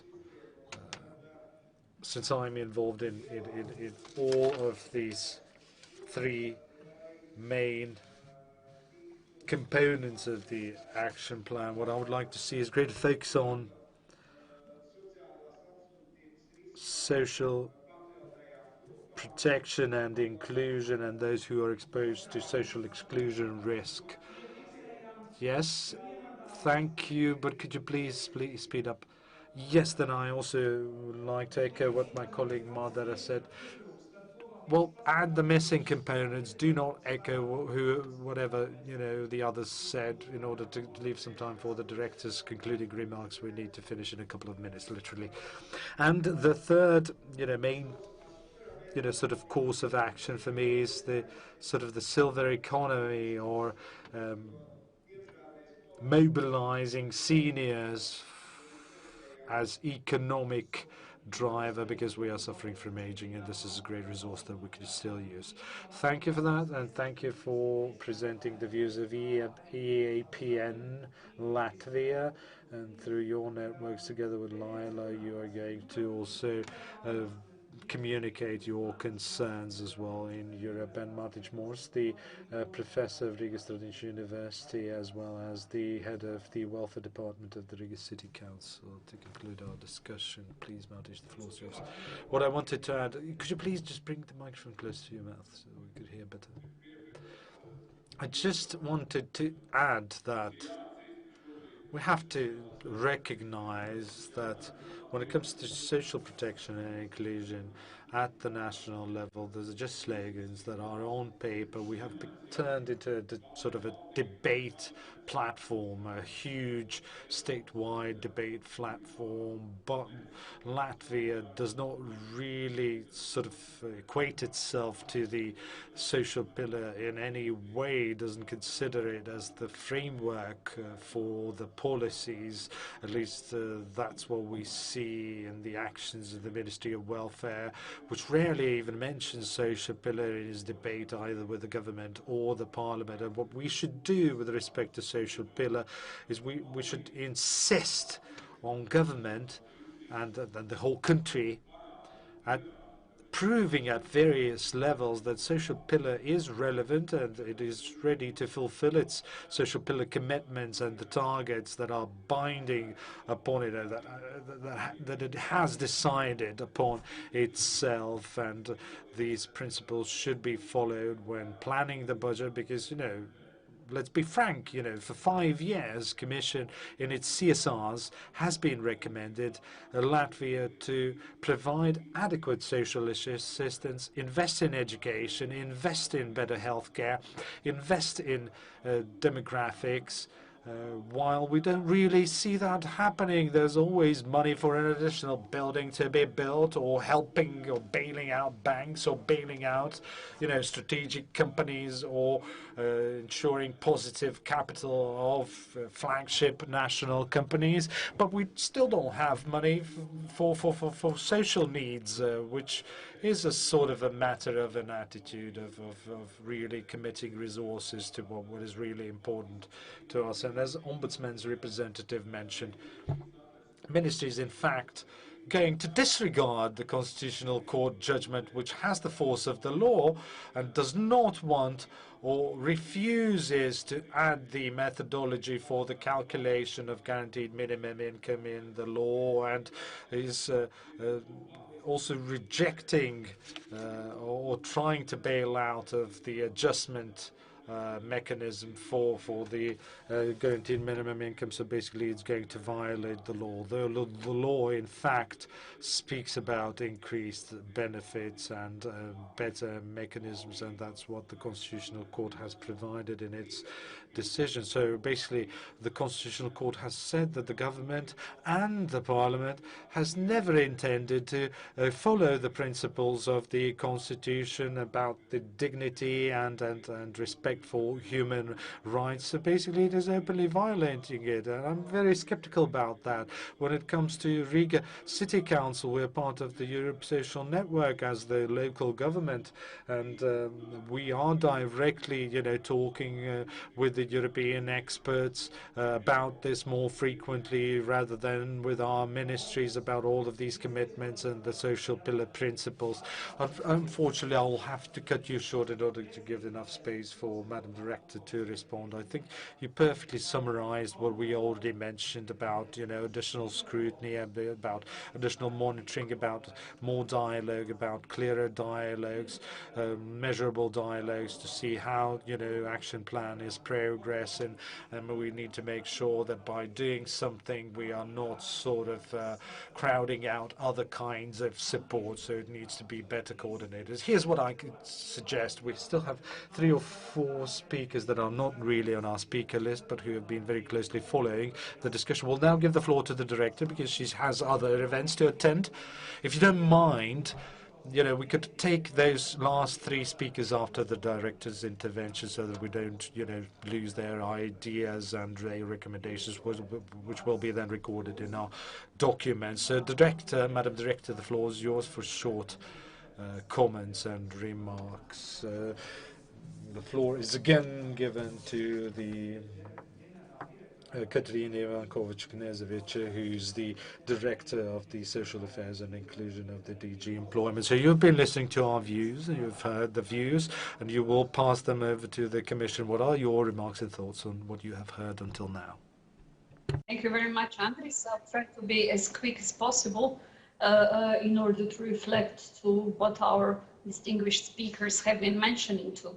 I can only refer as a music to my ears when I heard Ineta from Ombudsman Office speaking about the targets and indicators and the need to find a really measurable targets, not only at the EU level in general, but also at the level of member states and how they will contribute to the fulfillment of the targets and indicators. So very well heard. Thank you for mentioning. It is also very important for us. And while we are preparing the action plan for the pillar, we are reflecting a lot how to set targets and how to have it really as acceptable by the member states as it would be for us. I also want to highlight the importance of the other interventions as well. I heard very well what you spoke about reforms and how reforms should not harm the other reforms and should not harm the vulnerable groups. And in this response, I'm also, I would just like to share with you that we are also eagerly waiting to see what will be the package of the new tax reform and how will that be reflected in the social contributions in particular. So this is extremely important to us. I want to thank all of you who were speaking on behalf of different employers associations and highlighting the importance of entrepreneurship and the positive approach towards the entrepreneurship. The same goes for the social entrepreneurship as well. Also, we noticed your comments on the migrations, on the role of teachers, on the digital agenda and the possible digital divide, which we all, I think, want to avoid. Very well thoughts about the social procurement, but I can share with you that this is not only in case of Latvia, it's almost in all the member states where the social procurement issues are really not addressed in the best possible manner and where further actions are needed. Thank you, Valdis, for mentioning the European semester, and it's also an extremely important process. I would dare to say it's our joint process, how we measure and respond and address the challenges in the member states. And also, we saw here in Brussels the comments on the Facebook about the self-employed and the importance of the social protection. I can only share with you that we are very eagerly waiting to see your action plan on the fulfillment of the recommendation on the social protection that we will see at latest in May next year. So we are not far away from the point that the member states are going to have to say how do they plan to address the questions relevant to the self-protection of, to the social protection of self-employed. This is relevant for the access to health, for the access to pensions, for the access to unemployment benefits and all the other that fall within the range of social protection. So I will end here. I apologize that we had to leave, and I apologize that with you for remaining a few minutes, but it was a pleasure and it was really good And it was a really speak with you today and to discuss and to listen to your thoughts and ideas. Thank you all very much. Thank you so much for being so brief and listening so carefully to all the remarks which were mentioned. We hope to contribute to the success of the action plan and to see our ideas included in the action plan. Thank you very much for listening. We will continue 5-6 more minutes. All the best for your next meeting. Pārējiem atpakaļ uz latviešu valodu. Liels paldies vēlreiz direktorai par ļoti Thank you once again for listening to us so carefully. Hopefully, we could be heard also in the context of the action plan. Now we have Zaiga Pūce, Pēteris Leiškalns, Una Lapskalne, Aija Barčote, Terēze Matskare, who have been following our discussion. Any one of you whom I just mentioned would be ready to perhaps indicate shortcomings, looking at the plan from your perspective, some shortcomings which had not been mentioned yet. So the social sector on the national and the EU level. Is Terezi somewhere around? Are you going to speak? No. Pēteris Leiškalns, Ms. Lapskalne, Ms. Barča. I see someone wishing to speak. Well, good afternoon. Thank you for this invitation to participate in the discussion. Actually, very many important things were highlighted. And for me personally, I personally found this very important, the link with several planning documents. And local governments have great say on many issues. If we would really try to link those planning documents and study them, then our cooperation would improve and we would definitely take better steps. That's my vision at the moment. And we should also listen to the local governments to understand their reality and really to connect these levels. Exactly, that was my point. Otherwise, we have very noble aims and objectives in our planning documents, but local governments really struggle in implementing these.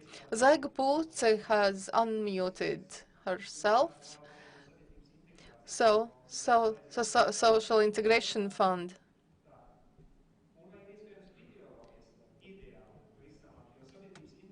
So, Social Integration Fund, thank you for following so carefully our discussion. You encounter and face the problems and how to deal with them. What is your vision? What should be done and what's the best way to do it? I believe that it will be quite difficult for me to add anything to what was said by the previous speakers. Thank you for this. You have really covered the whole area in a very detailed way.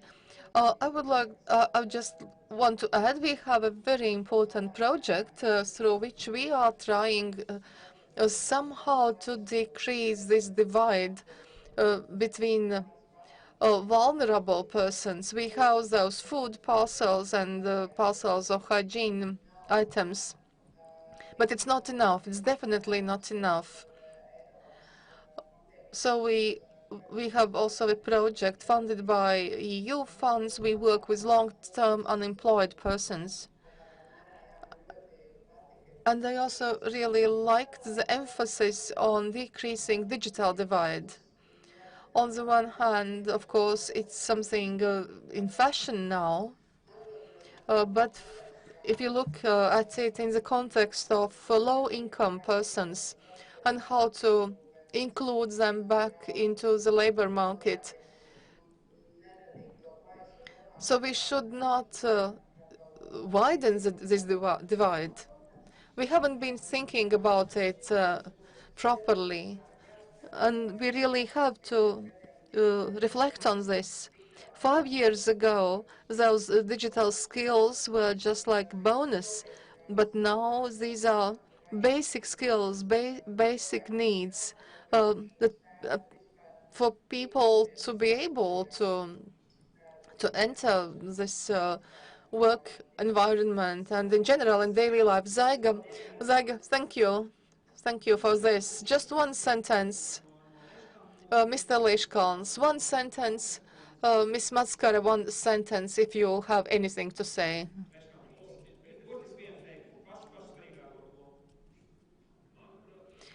I believe that the most important thing is in Latvia to the legal regulation should really comply with our positions and tenets in those documents. We have legal barriers for employment of persons with disabilities and so on. Thank you for reminding us of it. So I see no one really wants to speak at this point, and I would like to thank all of you for this very active participation. And to close this event, to sum it all up, the takeaway to the two panel speakers of today. Well, first of all, I would like to thank all the participants of the discussion and also a representative from the European Commission. On my own behalf, I would like to say that European Commission introduced a review of social results, and I believe that the European semester is the best opportunity for us to implement principles and to ensure feedback. And what Arvita Putniņa said at the very beginning, we really have to think constantly about benefits to families and benefits for children. We did not mention it too frequently today. And Ms. Putniņa, your final words. Very briefly, I would like to thank all those who participated in the discussion. What I heard, and I believe that also the European Commission was able to hear, that's very simple. Action plan for implementing the principles is, of course, very necessary for Europe and for Latvia, but we need to allocate responsibilities on the Latvian level and the European level. It's very important for our executive and legislative power to listen to what Europe is saying and implement it in Latvia. So this means that all legal acts should be discussed with in using tools of social dialogue and tools of civil dialogue. This is one point, and the next point, the person should be the priority. So we create a good document, and the first step and the next step, as important, is implementing this plan in good quality to avoid contradictions and incompatibilities with other policies. Thank you. Thank you for all the technical support staff, interpreters, and all participants of the discussion here with us and remotely. And thank you for those very concrete and specific proposals for developing the action plan. And I am convinced that all the ideas that we will sum up and that you will provide to us in writing will help in drafting high-quality document. So please write in your comments. You can find the link in your emails and also on Facebook. Well.